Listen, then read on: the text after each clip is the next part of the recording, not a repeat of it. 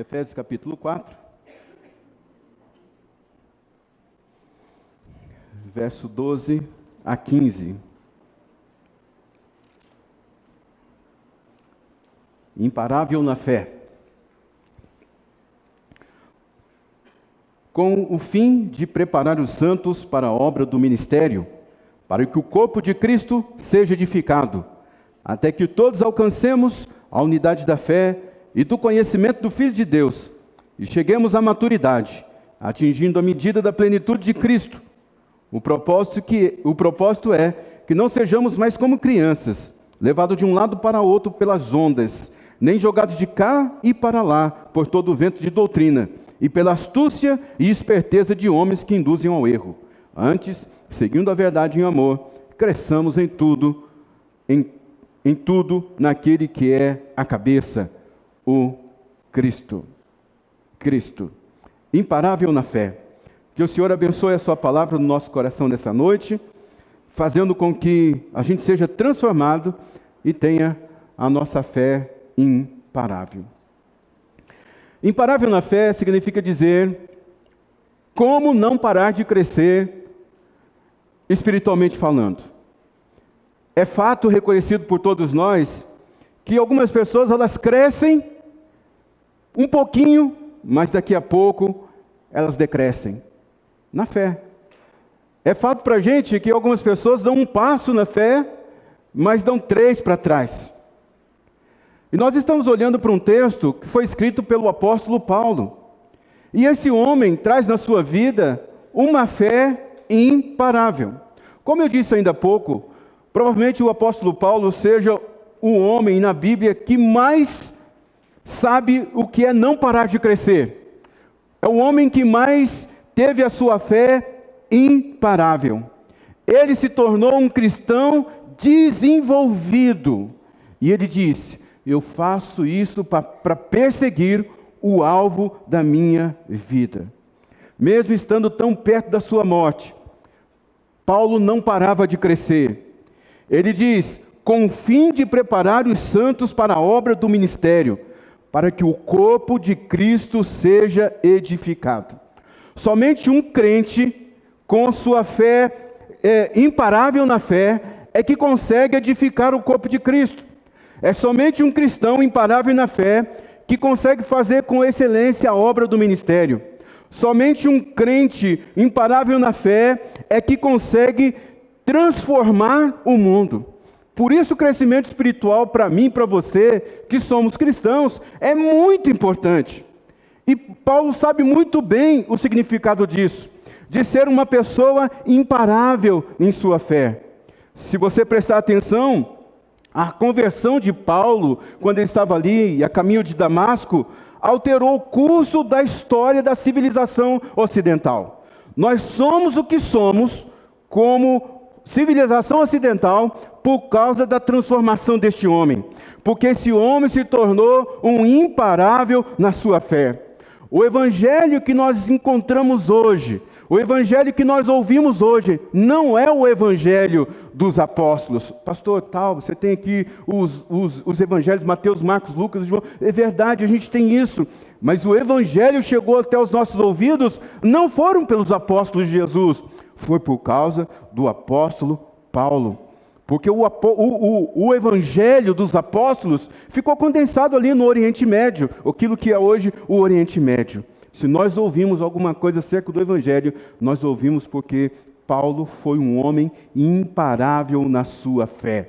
Hoje eu e você, nós somos frutos do ministério de Paulo.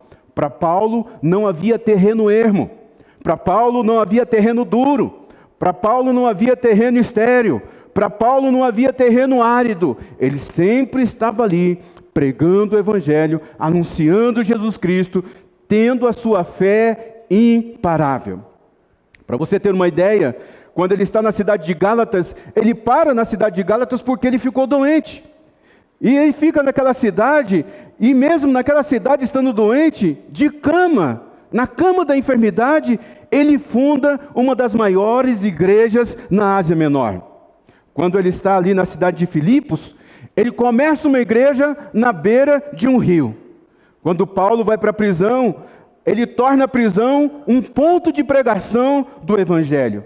Ali na cidade de Atenas, Paulo prega nas praças, ele confronta os transeuntes, ele confronta aquelas pessoas que estavam ali transitando pela praça, ele pressiona e impressiona os filósofos. Nada intimidava o apóstolo Paulo, porque ele tinha uma fé imparável. Quando ele está ali na Grécia, no Areópago, ali na colina de Marte, ele toma a palavra e começa a pregar o Evangelho. Ele converte. Com a sua palavra, o administrador do Areópago é convertido. Um lugar que era devocionado para adoração de deuses.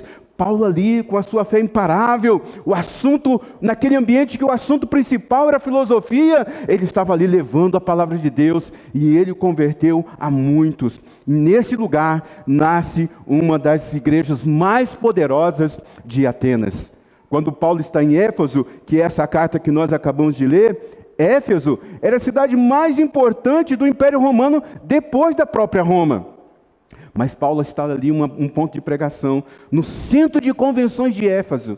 E ali ele funda uma nova igreja. Em Éfeso também, ele vai na escola de Tirano. A escola de Tirano era uma escola de filosofia. E Paulo prega ali por dias, na verdade por 28 meses ele prega ali. E ali, através da sua pregação, todos os dias, por 28 meses, nasce a maior igreja do Novo Testamento, a igreja de Éfeso. Todos os habitantes da Ásia Menor ouviram do Evangelho, porque Paulo tinha uma fé imparável. Fé imparável. Epáfras, que foi um cristão que ouviu a mensagem de Paulo. Epáfras morava na cidade de Colossos, mas ele ouviu a mensagem que Paulo pregou, e Epáfras foi para Colossos, e ali ele fundou a igreja de Colossenses. A gente tem uma carta dirigida a essa igreja. Paulo, ele vai preso ali para a cidade da Cesareia de Filipe, que era a capital romana, na Palestina. E ali Paulo fica preso por 2 anos. E ele ali então ele prega para o governador chamado governador Félix. Ele pregou para o governador Fespo e a sua esposa. Ele pregou para o comandante da fortaleza de Antônia, uma fortaleza que foi criada em homenagem à mulher do imperador. Ele pregou ali para os comandantes da fortaleza. Ele pregou para o rei Agripa e a sua esposa. Ele pregou para as pessoas que eram pessoas inalcançáveis, só porque ele estava ali preso na Cesareia de Filipos. Ele nunca cessou, ele nunca parou, porque ele tinha uma fé imparável. Paulo é colocado no navio. E esse navio está em direção de Roma, levando ele para ser preso. O barco, você sabe a história, sofre uma tempestade. E por causa dessa tempestade, ele ganha todos os tripulantes, inclusive o comandante do barco se converte, porque Paulo estava ali. Você está reclamando da sua vida, que o vento está batendo, que a tempestade está forte. É nesse lugar que você tem que ter uma fé imparável, porque as pessoas vão ver a fé que você tem em Deus, uma fé, assim, imparável, e elas vão confiar no Deus que você serve, amigo. Inclusive, 2 soldados que estavam, assim, escoltando Paulo para a prisão, estavam nesse barco. Esses 2 soldados se convertem. Você sabe a história? O barco afunda. Eles vão para uma ilha chamada Malta. Paulo ali é picado por uma cobra, uma serpente, diz aqui, uma víbora, e ele sobrevive, e ele se torna um ícone daquela ilha, e aquele lugar é o primeiro lugar que é completamente ganho pelo Evangelho. Ali Paulo cura Plíbio, ali Paulo cura doentes, ali Paulo cura os oprimidos, porque Paulo tinha uma fé imparável. Paulo vai levado preso para Roma. Ele chega em Roma e a sua primeira cela é como se fosse uma cela domiciliar. Ele fica numa casa. E nessa casa ele tinha a oportunidade de receber gente de muitos lugares. E nessa casa, justamente nessa casa, dali, naquela prisão domiciliar, ele escreve então as cartas de Filipe, Colossenses, Filemão, até que Paulo então é levado para a cela, para o cárcere. E lá no cárcere, Paulo prega o Evangelho, e a palavra de Deus diz que toda a guarda pretoriana se converte. Uma fé imparável. A Bíblia vai dizer que, inclusive, ele ganha os da casa de César. Quem eram os Césares? Os Césares, os governantes, eram os poderosos da época. E na casa do César nasce, dos Césares, que é um título, na verdade, nasce uma igreja. Tanto é que numa das suas cartas ele diz: eu saúdo a igreja que está na casa de César. Porque ele ganhou os tios, os primos, os sobrinhos, os netos, os bisnetos, os tataranetos, ganhou todo mundo ali. Por quê? Porque ele tinha uma fé imparável. E Paulo era um homem como você e eu, só que ele desenvolvia a sua fé. Ele não deixava a sua fé minguar, ele decidiu crescer em Cristo. Ele decidiu ter uma fé imparável. E somente um cristão com uma fé imparável é capaz de edificar o corpo de Cristo. Somente um cristão com uma fé imparável é capaz de transformar o mundo.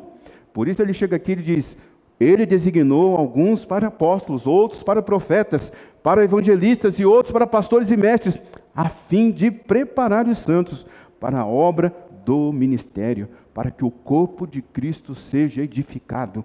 Quando você cresce, quando a sua fé é imparável, você edifica o corpo de Cristo, você estabelece a igreja de Cristo aqui neste lugar. E o que nós podemos aprender sobre ter uma fé imparável?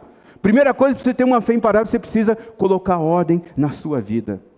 Ordem é a primeira coisa que Deus fez no mundo. Quando Deus disse: haja luz, você vai ver ali que ele começou a separar e ordenar as coisas. Ali em Ezequiel capítulo 37, Deus fala para Ezequiel: Ezequiel, coloca ordem nesses vales, nesse vale de ossos secos. E aí ele vai colocando ordem, é osso sobre osso, é tendão, é a carne, é a pele, tudo vai colocando em ordem. Essa palavra que você vai recebendo, sua fé vai se fortalecendo, você vai tendo uma fé imparável, no lugar onde você está, no ponto onde você está, no momento onde você está, a palavra de Deus começa a colocar tudo em ordem na sua vida. Você precisa entender esse princípio da ordem. Organize os seus relacionamentos. Quem são importantes, quem te afetam mais, quem te afeta menos, vai colocando em ordem os seus relacionamentos, vai organizando a sua casa, o seu relacionamento com o esposo, com os filhos, com os tios, com os padrinhos, vai colocando tudo em ordem. Coloque a sua vida social em ordem, coloque a sua vida emocional em ordem. Você não pode ficar emocionalmente abalado por qualquer coisa. Coloque em ordem a sua vida financeira. Pare de gastar mais do que você ganha. Pare de ficar usando cartão de crédito. Esse negócio é um socorro quando você precisar. Isso não é para você comprar uma roupa nova. Só compra roupa nova, só compre coisas novas se você tiver o dinheiro. Se você não tiver, não compre. Ah, pastor, mas eu estou precisando. De repente, você é alguém que está devendo? Está oprimido pela dívida? Por quê? Porque você não colocou em ordem a sua vida financeira. Organize a sua vida pessoal. Peça perdão, dê perdão. A palavra consagrar-se, a gente espiritualiza ela, e verdade, a palavra consagrar-se é colocar em ordem. A palavra consagrar-se, o significado dela é apartar, mas quando você aparta qualquer coisa, você está colocando ela em ordem. Coloque em ordem a sua vida espiritual. Coloque em primeiro lugar o seu desenvolvimento da sua fé. Tenha uma fé imparável. Eu preciso da sua atenção nessa noite. Deus precisa da sua atenção nessa noite, porque Deus está falando com alguém aqui. Tem que organizar a vida. Se você quer ter uma fé imparável, você precisa colocar ordem na sua vida. Segunda coisa que você precisa fazer para ser imparável na fé: encontre o seu ritmo. Algumas pessoas não entenderam ainda, ou não perceberam a importância de encontrar o ritmo na vida. Quando não tem ritmo, quando uma música está fora do ritmo, ela se torna uma canção que ninguém quer ser ouvida. E a vida de algumas pessoas estão assim. Elas são aplaudidas quando elas saem da sala. Ufa, graças a Deus que fulano saiu daqui.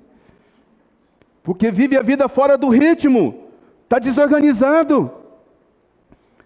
Tem hora que a pessoa está animadíssima, uhul! Mas na hora seguinte, está deprimida, desanimada. Tem pessoas que tomam a decisão: vou ler 50 capítulos da Bíblia por dia. Passa 2 dias, só vai ler a Bíblia quando se encontra na igreja. Tem pessoas que dizem: não, eu vou orar 30, 40 minutos todos os dias. Primeiro, segundo, no terceiro dia, só ora na hora de vir para o culto, com a gente aqui. Encontre o seu ritmo, você precisa encontrar o seu ritmo. Eu estava conversando com um senhor de bastante idade, e ele falou assim para mim: eu estou com um problema cardíaco. Foi o que está acontecendo, o coração está batendo fora do ritmo, precisamos colocar um marca-passo. E o que é um marca-passo? É colocar o coração no ritmo. O que é o ritmo? É você marchar sem parar. Vai marchando, vai assim, tendo a sua fé imparável. Não responda a todas as demandas da sua vida. Meu amigo, você não tem que dar resposta para todas as coisas. Se alguém te desafiar, se cale. Se alguém te machucar, engula o choro. Não saia respondendo, atirando para todo lado. Não saia do seu ritmo. Respire fundo, conte até 10, até 1000, até 250 mil, mas não saia do seu ritmo. Tem um texto, irmão, que me desafia e eu procuro seguir ele sempre. Às vezes as pessoas acham até que eu sou bobo, mas graças a Deus porque elas acham que eu sou bobo e Deus acha que eu sou uma pessoa que Ele pode confiar. Salmo 38, verso 13 e 14 diz assim: como um surdo não ouço, como um mudo não abra a boca. Eu fiz-me como quem não ouve, e cuja boca não há resposta. Senhor, em Ti espero, Tu me responderás, ó Senhor, o meu Deus. Eu não preciso combater tudo o que eu ouço ao meu respeito, o Senhor responde para mim. É melhor eu me calar e deixar que Deus fale no tempo certo. Você tem que fazer isso também. Ah, mas eu não vou levar desaforo para casa. Você não está levando desaforo para casa.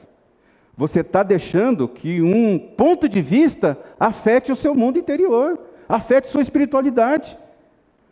Eu não vou na igreja, por quê? Porque fulano de tal me falou assim. Eu não vou na igreja, por quê? Porque fulano de tal não me cumprimentou. Eu não vou na igreja, por quê? Porque fulano de tal passou perto de mim e não me viu. Fez que não me viu, né? Porque a gente é expert em ficar avaliando o coração dos outros, mas a gente não consegue nem chegar ao nosso próprio coração. Irmãos, encontre o seu ritmo. Deus está liberando ritmo para você aqui nessa noite. Deus está colocando vida em cadência. Deus está dando ritmo para você. Você não vai ser mais afetado por essas coisas. Terceiro, como ser imparável na fé? Seja constante. Porque encontrar o ritmo é justamente isso, ser constante. Constância é a capacidade de manter-se estável ao longo do período. Tem gente que começa a criar coisas e elas não conseguem sustentar. Elas não conseguem manter o ritmo. Elas não conseguem manter a constância. E às vezes a gente, assim, vai se desrespeitando. Porque as pessoas vão colocar sempre diante de nós, assim, níveis altíssimos, dizendo que você tem que ser assim, você tem que ser assado. Esse é o pensamento das pessoas. E você vai sustentando aquilo, você vai pegando aquilo, você vai tentando lidar com aquilo. E você não consegue ser constante. Olhe para quem você olhe para quem você é, se encontre com Deus, se encontre com Jesus e mantenha a constância. O problema da gente ficar se desrespeitando é que você se desrespeita toda hora e você acaba acreditando no seu próprio desrespeito. A Bíblia diz: não pense que tal homem receberá coisa alguma do Senhor, porque é alguém que tem a mente dividida e é instável em tudo que faz. Olha como ser constante é importante. Se você é inconstante, você está mandando uma resposta para o mundo espiritual. O mundo espiritual, ele está olhando você e está dizendo assim: eu não posso confiar mais nessa pessoa, porque ela é inconstante. Eu não posso dar mais poder, eu não posso confiar mais, eu não posso abrir mais portas para essa pessoa, porque ela é muito inconstante. A Bíblia diz: aproxime-se de Deus, Ele se aproximará de você. Pecadores, limpem as mãos. Vocês que têm a mente dividida, purifiquem o coração. A inconstância precisa ser limpa do nossa alma, do nosso coração. Você, você tem que abraçar um motivo, encontrar um motivo e abraçar o motivo. Porque a inconstância, ela quebra o ritmo da nossa vida. A inconstância quebra o ritmo do nosso crescimento na fé. Tem muita gente, perdendo o embalo. Tem muita gente regredindo. Tem muita gente se rendendo. Tem muita gente desistindo. Tem muito desistente nessa fé. Por quê? Por falta de constância. gente que tem um empenho limitado, gente que tem a resistência superficial. Mas Paulo não era assim. Cada problema que Paulo vivia, ele procurava naquele momento difícil, de dificuldade, crescer na sua fé. É por isso que ele diz, se você tiver uma fé imparável, você não vai ser um menino agitado por qualquer vento. Ele diz, o propósito não é que sejamos mais como crianças, levados de um lado para o outro, pelas ondas, nem jogados de cá para lá, pelo vento de doutrinas astupciosas. E olha só,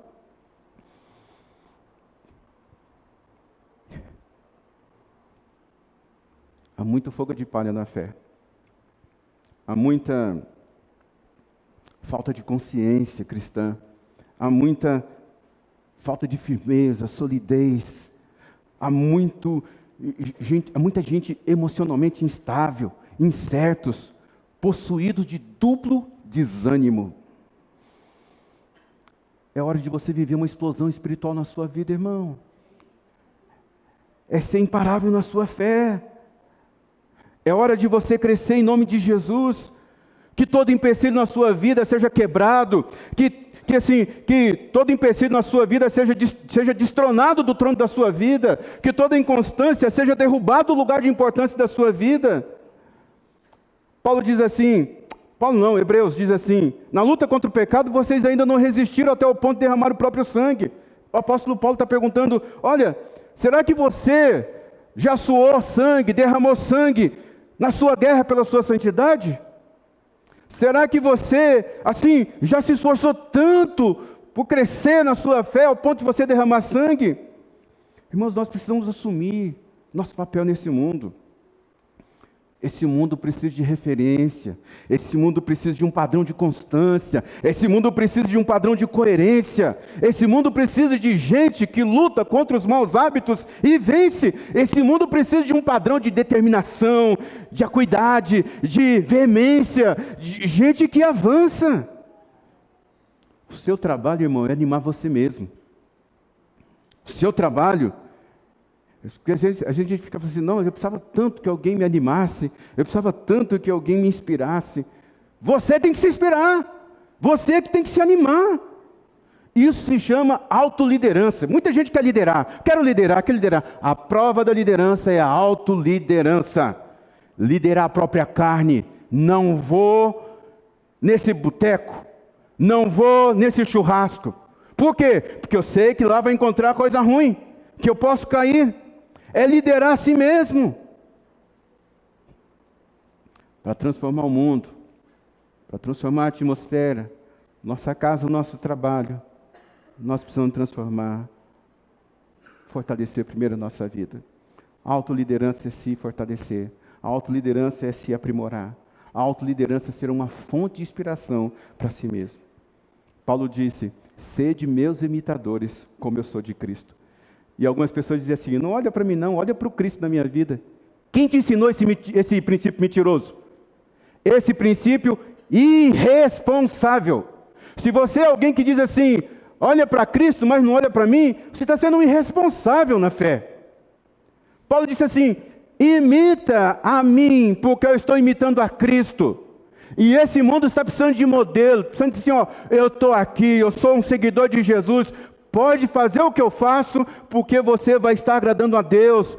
Assuma a sua responsabilidade de mostrar Jesus para esse mundo. Irmãos, é o seguinte, como é que Deus foi revelado nesse mundo?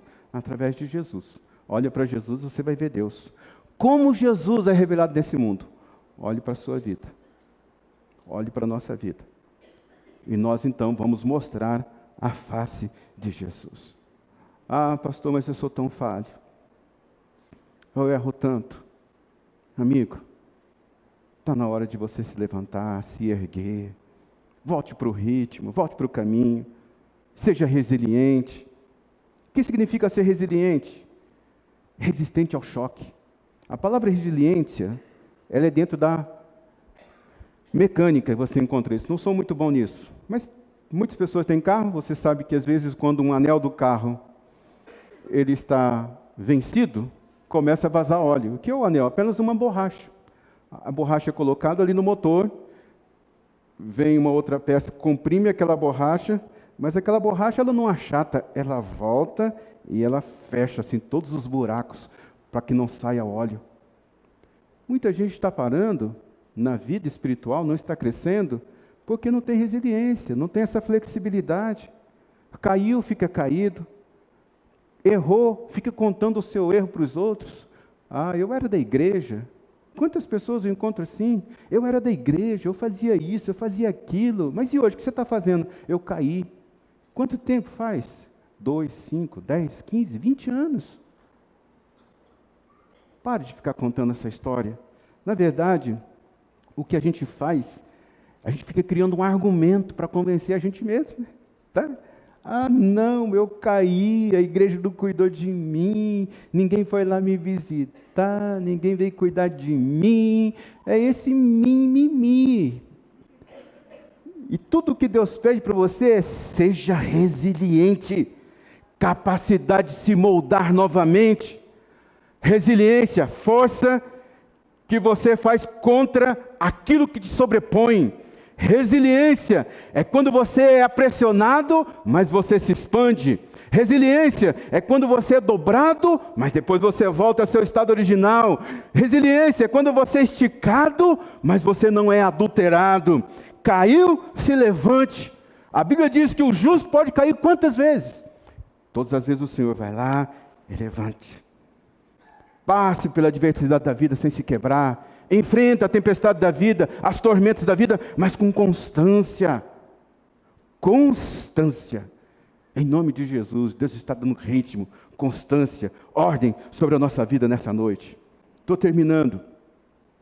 Para você ser imparável na fé, viva com paixão. Viva com paixão. Paulo diz assim: eu trago no meu corpo as marcas de Jesus. O que ele está querendo dizer isso? Ele está querendo dizer: eu fui levado para a prisão, mas eu levantei e preguei. Ele está dizendo: olha, eu fui chicoteado, quase até a morte, mas eu voltei lá na praça e comecei a pregar de novo. Ele está dizendo assim: eu fui apedrejado, mas eu me recuperei, me levantei. Eu fui traído, mas eu me levantei. Paulo era obcecado por Jesus. Depois que ele teve aquele encontro ali, no caminho de Damasco, esse homem se transformou de um perseguidor para um anunciador. Era um homem obcecado por Jesus, cheio do Espírito Santo, radicalmente convertido. Ele anda por toda parte, ele anuncia Jesus em Roma, ele anuncia Jesus entre os panteões gregos, romanos, ele anuncia Jesus na praça, ele anuncia Jesus na sinagoga, ele anuncia Jesus quando está preso, ele anuncia Jesus nas estradas, ele é chicoteado, mas ele anuncia Jesus, ele é açoitado com varas, mas ele anuncia Jesus.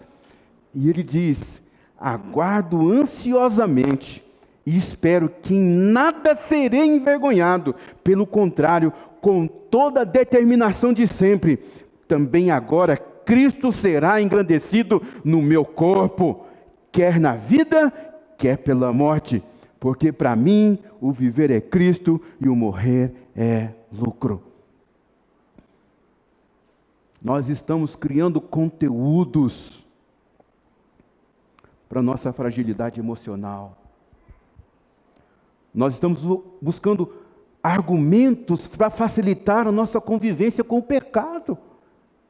Tem gente que está até reescrevendo Bíblia. Tem gente que está fundando igrejas com fundamentos que não são o fundamento dos apóstolos.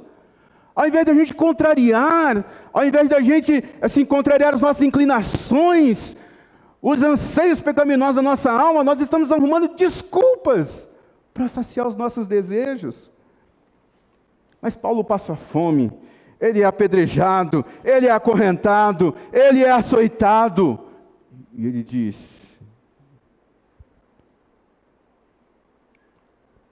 Cristo vive em mim, e a vida que agora vivo, vivo na fé do Filho de Deus.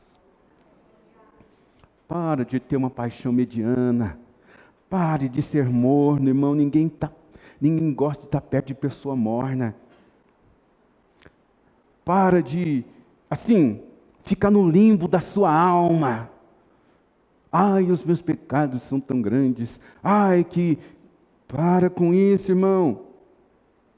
Não fique nesse lugar que uma hora você é, uma hora você não é, e uma hora talvez você ache que seja. Para, assuma a sua paixão por Jesus. Assumir a paixão por Jesus é fazer das pequenas coisas um espetáculo aos olhos dos outros. Transformar a energia da reclamação em agradecimento. A pessoa parou para conversar com você, para reclamar da vida, porque, presta atenção, gente.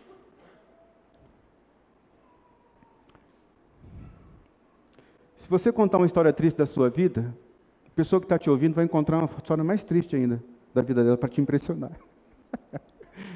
Se você falar de uma enfermidade, a pessoa vai encontrar uma enfermidade mais difícil que ela está vivendo.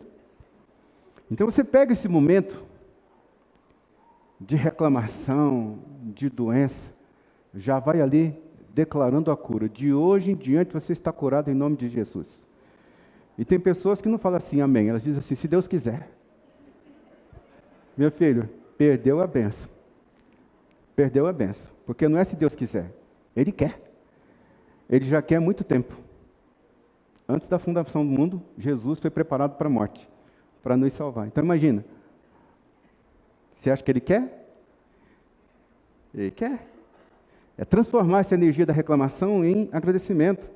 É transformar essa energia da preocupação, porque, gente, foi feita uma pesquisa. Essa é uma pesquisa que o Barna fez. O Instituto Barna é um instituto americano. E ele identificou pelo menos as 5 ou 6 maiores preocupações que o mundo hoje está enfrentando. E, pasme, gente, a coisa realmente é feia. As 5 maiores necessidades da humanidade, todo lugar é isso. Não é só aqui em Sertãozinho, não é só a sua casa. A primeira preocupação, 28% das preocupações da ansiedade é causada pela questão financeira. Aí quando a gente fala para você ser fiel com o seu dízimo, sua oferta, você acha que a gente está brincando. Segunda preocupação é com a saúde. 19% das pessoas estão preocupadas com o futuro da sua saúde. Terceira preocupação é com a profissão. Se o que vai estar fazendo vai ser suficiente para poder sustentar a sua casa. A quarta preocupação, 18%, relacionamentos. E aí vai ser relacionamento na família, entre os casais, pais, filhos, amigos, parentes. E a quinta preocupação, e é o menor de todos, 7%, é aqueles que não conseguem atingir metas. Tudo isso porque a gente começa a criar um cenário ruim para a nossa vida. Tem um escritor chamado Mark Twain.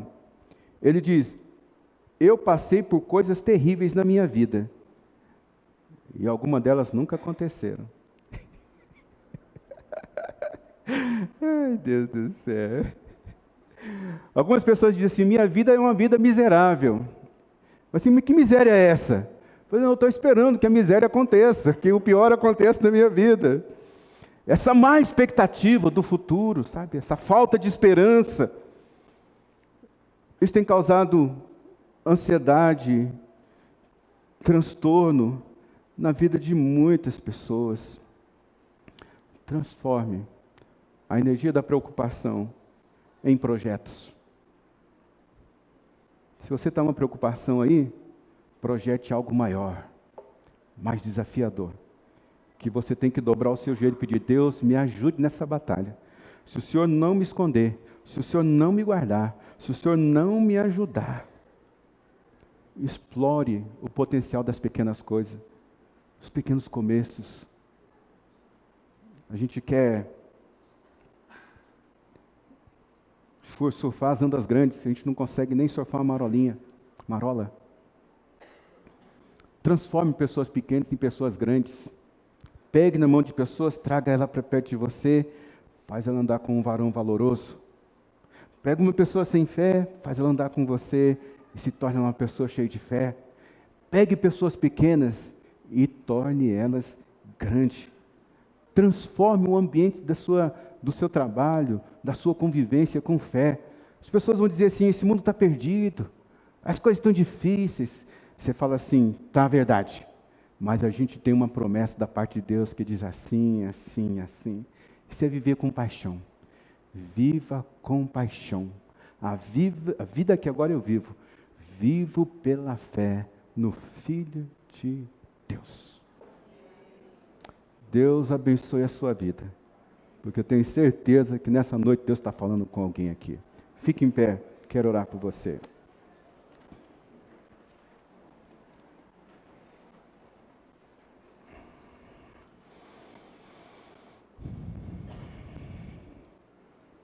Porque eu sei em quem tenho crido, e estou bem certo que Ele é poderoso para guardar o meu depósito até o dia final. Coloque em ordem a sua vida, encontre o seu ritmo, seja constante, viva com paixão em Cristo Jesus. Tenha esperança. Martim Lutero diz: o que é feito neste mundo é feito com esperança. Para todos os lugares que eu ando, eu encontro muita desesperança. Mas não tem ninguém que sai perto de mim sem uma palavra de esperança. Espalhe esperança. Nós temos razões para isso, nós temos fundamentos para isso. Nós já experimentamos o poder de Deus na nossa vida. E nós podemos dizer, confiadamente, que se foi difícil para a gente venceu porque Deus nos ajudou. Vai ser difícil na vida das pessoas, mas se elas confiarem em Deus, Deus também vai ajudar elas. Olhe para a vida com esperança. Olhe para a vida com fé. Feche os seus olhos.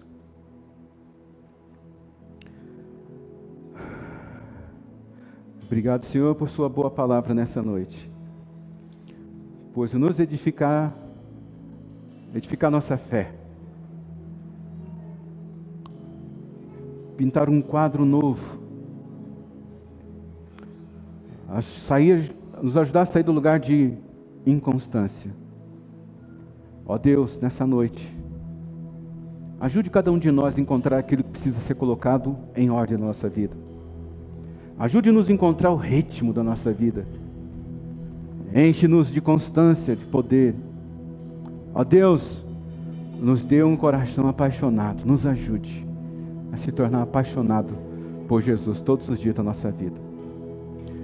Que o amor de Deus, a graça do nosso Senhor Jesus Cristo e a consolação do Espírito Santo de Deus esteja sobre a sua vida, hoje e sempre. Amém. Deus abençoe sua noite, sua semana. Deus abençoe o nosso mês de setembro. O mês de brotos, folhas, um mês de floração nova e um mês de frutos. O mês onde nossa vida vai procurar o ribeiro de água viva e vai frutificar, em nome de Jesus. Deus te abençoe.